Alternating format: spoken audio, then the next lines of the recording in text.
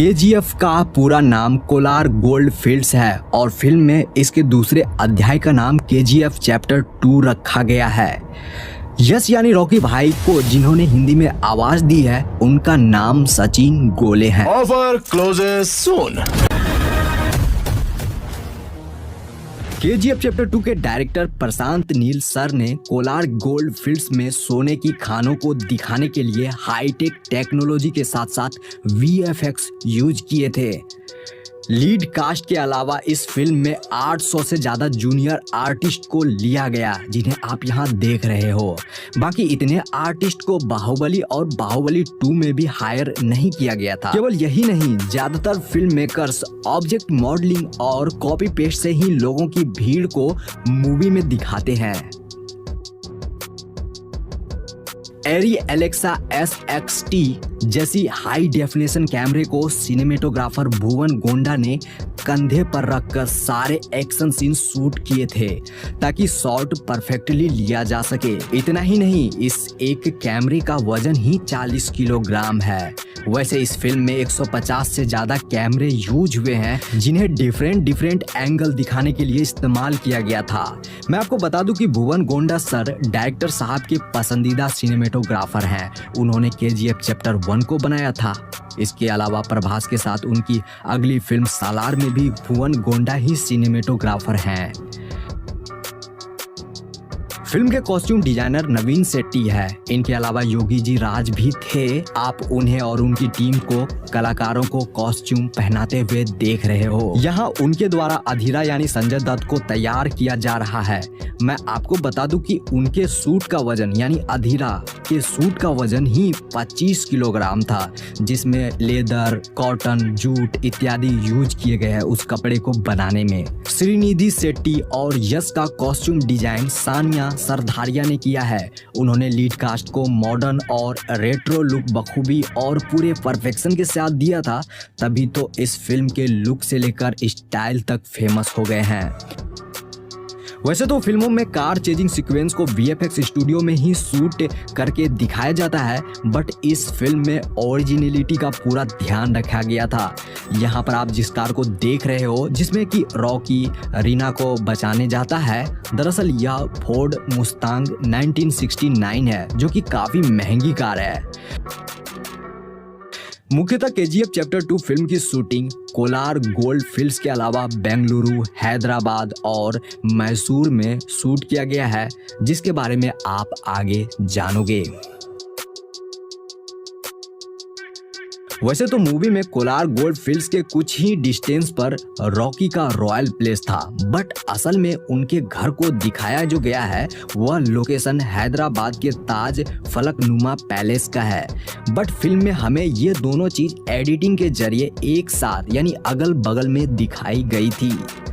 Movie का यह scene उस समय का है जब रॉकी को देखकर लगता है कि वह अब सब कुछ हार चुका है, बट वह इनायत अली से डील करने दुबई चला जाता है। तो वहाँ जो बीच वाली लोकेशन पर यह वाली शूटिंग आप देख रहे हो वह एक्चुअली इंडिया का ही लोकेशन है। कर्नाटक के पाडुकेरे बीच के मलपे में इस वाले सीक्वेंस की शूटिंग हुई थी। अब क्लाइमेक्स के इस सीन को देखिए। आपको क्या लगता है कि क्लाइमेक्स बनाना कितना डिफिकल्ट होगा? फिल्म मेकर्स ने अपने टोटल बजट का 15% हिस्सा क्लाइमेक्स के लिए ही बचा कर रखा था, यानी सिर्फ क्लाइमेक्स पर ही 12 करोड़ रुपए खर्च कर दिए गए थे। एंड लास्ट वाला फाइटिंग सीन है जहां पर अधीरा और रॉकी को लड़ते हुए दिखाया गया है, जो कि काफी दमदार फाइटिंग सीक्वेंस में से एक है। तो इस जगह पर दोनों ने दमदार फाइटिंग तो करी है, बट जानकर आपको अच्छा लगेगा कि इस एक्शन सीन के लिए ना तो यश और ना ही संजय दत्त ने कोई डबल बॉडी इस्तेमाल किया है, यानी कि यहाँ कोई भी डबल बॉडी नहीं है। ब्यूटी पेजेंट श्रीनिधि जी जिन्होंने इस फिल्म में रीना का किरदार निभाया है जो कि रॉकी की वाइफ रहती है। यहाँ उन्हें आप बिहाइंड द सीन में देख रहे हो, वो अपने शॉट को खुद से देख भी रही है एंड वो काफ़ी अच्छा फील कर रही है। और यह क्लिप होली का है। वह और उनकी टीम यानी KGF टीम ने इस साल सेट पर ही होली खेला था। उन्हें गुलाल लगे हुए आप देख रहे हो। एंड मैं आपको बता दूं कि श्रीनिधि जी इस फिल्म के लिए यानी KGF फिल्म के लिए बड़ी बड़ी 7 फिल्मों का ऑफर अब तक ठुकरा चुकी है ताकि वह रॉकी के साथ स्क्रीन शेयर कर सके। क्लाइमेक्स का यह धांसू सीन है जिसके शॉट्स और रील आजकल खूब वायरल हो रहे हैं। यह सीन फिल्म में आपको कुछ ऐसे दिखाया गया था। यहाँ पर रॉकी खतरनाक लुक में मिनिस्टर को मारने पहुंचता है। तो फिल्म में दिखाए जाने वाला यह सीन एक रियल लोकेशन का है, यानी कि इसे VFX स्टूडियो में बनाया नहीं गया था, बल्कि यह लोकेशन मैसूर के इन्फोसिस कैंपस का है जो कि कर्नाटक में स्थित है। इस जगह पर AK-47 की ढेर लगी हुई है और यहाँ पर कुछ पुराने जमाने की जीप और एम्बेसडर कारें भी दिख जाएगी आप लोगों को। तो यह इसी शूटिंग लोकेशन का BTS है। यह इन्फोसिस कैंपस मैसूर का बाहरी एरिया है। इस जगह हैंडसम रॉकी भाई का प्राइम मिनिस्टर रमिका सेन से पहली मीटिंग होती है जिसका BTS आप यहाँ देख रहे हो। इस जगह पर रॉकी रेड कलर के सूट में नजर आए थे जो कि इन दिनों काफी ट्रेंड कर रहा है। इस तरह के कॉस्ट्यूम, इस तरह का आउटफिट आजकल लड़के खूब पसंद कर रहे हैं। यहाँ वो काफ़ी हैंडसम लगे हैं। तो मैं आपको बता दूं कि यह इन्फोसिस कैंपस मैसूर के अंदर का ही एरिया है। पहले बाहर वाला एरिया जो आपको मैंने अभी दिखाया एंड ये उसके अंदर का है। ये काफ़ी प्राइम लोकेशन है, आप इस जगह को देखकर भी खुद समझ सकते हो।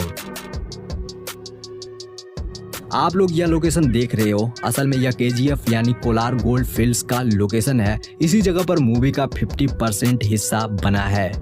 यह कर्नाटक के कोलार में ऐसी एक असली जगह है। यहाँ पर सच में सोने की बहुत सारे खदानें थी कभी। तो KGF चैप्टर 1 और KGF चैप्टर 2 की पूरी स्टोरी कोलार गोल्ड फील्ड्स में बनी सोने की खदानों पर आधारित है। यह लोकेशन बेंगलुरु से लगभग 100 किलोमीटर की दूरी पर स्थित है एंड KGF चैप्टर 2 का भी सेट यही है। वैसे तो KGF की स्टोरी काल्पनिक है, लेकिन कहीं ना कहीं इसे आप लोग रियल कोलार गोल्ड फील्ड से रिलेट कर पाओगे। साल 1981 की प्राइम मिनिस्टर रमिका सेन यश को इंडिया का सबसे खतरनाक क्रिमिनल बताकर उनके खिलाफ डेथ वारंट सिग्नेचर करती है। लेकिन उससे पहले यश गरुड़ा को मारकर कोलार गोल्ड फील्ड के ऊपर अपना साम्राज्य खड़ा कर लेता है और फिर कोलार गोल्ड फील्ड से निकलने वाले सोने को अपनी मन मर्जी कीमत पर वह बेचता है। रियलिटी से भी आप लोगों को रूबरू करवाऊं तो 1979, 1980 और 1981 में गोल्ड की रेट बहुत तेजी से बढ़ी थी। 1902 में कोलार नामक इस जगह पर गोल्ड माइनिंग शुरू हुई थी। माइनिंग के लिए बड़े बड़े इक्विपमेंट्स लगाए गए थे। उस समय ब्रिटिश की हुकूमत थी जिससे कि उन्होंने भारत में गोल्ड माइनिंग के लिए एक डैम बनवाया जिसे कावेरी डैम कहा जाता है। तो इस डैम से काफ़ी मात्रा में बिजली उत्पादन की जाती थी। मैं आपको बता दूं कि तब एशिया में कुछ ही चुनिंदा देशों में इलेक्ट्रिसिटी जैसी कोई चीज़ आई थी, जिसमें सबसे फेमस था जापानी पावर हाउस जो कि आसपास के देशों को बिजली प्रोवाइड करता था। कावेरी डैम से इतनी ज़्यादा इलेक्ट्रिसिटी प्रोड्यूस होने लगी कि आसपास के शहरों को भी इसका फायदा मिलने लगा था। यही वह बड़ी वजह है जिससे कि बेंगलुरु देश का सबसे पहला बिजली संपन्न शहर बन गया था, जो कि फैक्ट भी है। तो जैसा कि मैंने कहा कि यह लोकेशन रियल है। KGF चैप्टर 2 के डायरेक्टर प्रशांत नील सर चाहते तो ये पूरी फिल्म VFX स्टूडियो में भी बना सकते थे, लेकिन यहाँ जो सेट तैयार किए गए थे उनके पीछे काफ़ी मेहनत लगी है। एंड मैं आपको बता दूं कि KGF मूवी के कोलार गोल्ड फील्ड के इस सेट को बनाने में 9 महीने लगे थे और 250 लोग प्रतिदिन काम करते थे। देखिए, गोल्ड माइनिंग के लिए साइनाइड का यूज किया जाता था पहले।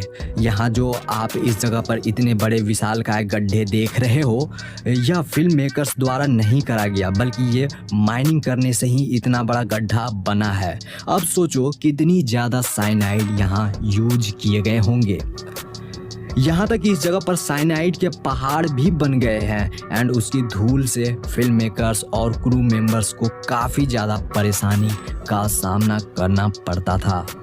तो आप लोगों ने यहाँ जाना कि KGF चैप्टर 2 को बनाने में कितना हार्ड वर्क लगा है। KGF चैप्टर 2 मूवी को बनाने में लगे हार्ड वर्क के बारे में आप लोगों ने तो जान ही लिया।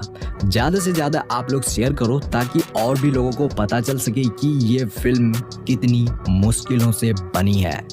Thanks for watching. मिलते हैं एक शानदार वीडियो में। अपना ख्याल रखिए। Take care. Bye bye.